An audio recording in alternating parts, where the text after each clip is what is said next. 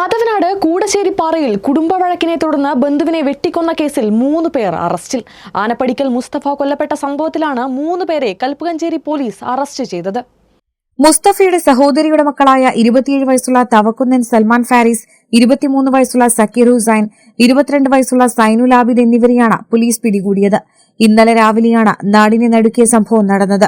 മുസ്തഫയും സഹോദരൻ അബ്ദുള്ളയും വീട്ടിൽ നിന്ന് ബൈക്കിൽ റോഡിലേക്ക് ഇറങ്ങുന്നതിനിടെ ഓട്ടോറിക്ഷയിലെത്തിയ പ്രതികൾ ഇവരെ ഇടിച്ചു വീഴ്ത്തുകയായിരുന്നു.